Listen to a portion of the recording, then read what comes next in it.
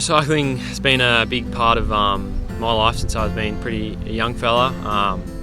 So I do track cycling, road cycling and a bit of mountain bike on the edge, on the side of things.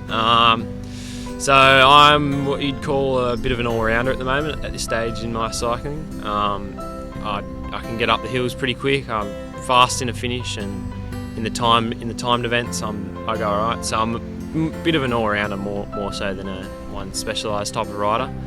I compete at a national level, and later on in the season I'll look to start my international career, so to say, heading over to Korea later on the year. Definitely, I wouldn't say results, as so to say, more so achieving personal goals that I've set across my cycling.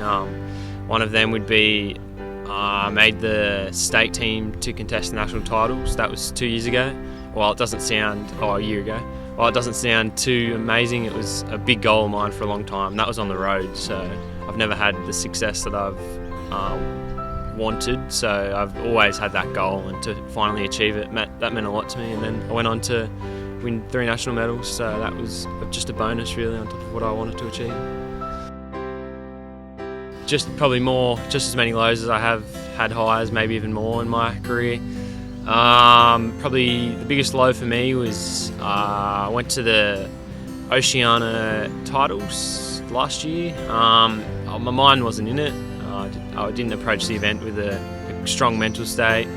I had a big crash on the first day of competition, just narrowly breaking my collarbone, just missed out. I was like a millimetre away from breaking my collarbone, the doctor said. Got up, raced the next day, and then probably had the biggest crash I've ever had in cycling. So wounds on top of wounds, it was just horrible. Put me out for about 3 months, so couldn't walk for a week, and that really shook my confidence. As well as put me out of form, it really knocked me about on the bike, so that was hard to come back from, and I'm only just sort of getting back into it now.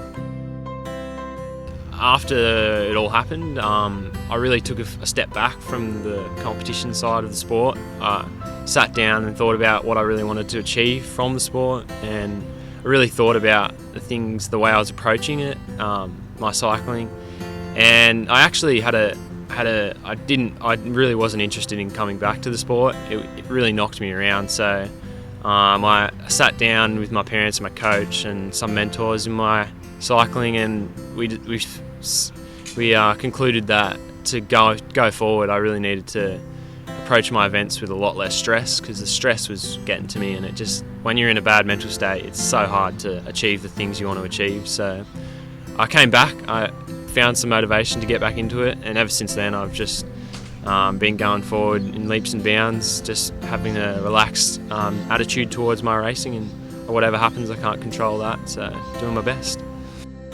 I try not to focus too much on results, so to say. I just set goals, and achievable ones, not unrealistic goals. I do a lot of just like stretching and with peaceful music on before my event, so I can relax, lower the heart rate, make sure I'm as relaxed as possible before the event starts, and just picturing what I want from a race, so that when it doesn't happen I can deal with the disappointment better. So just picturing both outcomes, not just the always winning, but picturing also, if I lose this race, how am I going to respond before it even happens, so that I can really deal with my disappointment. Would definitely be to relax more, don't worry about winning every single race. So I was definitely approaching it with, I want to be the best in the world, I want to win everything, and I wasn't prepared for when that's not going to happen, because obviously you can't always be on top. So it was hard starting out in the sport, because I wasn't getting what I wanted out of it.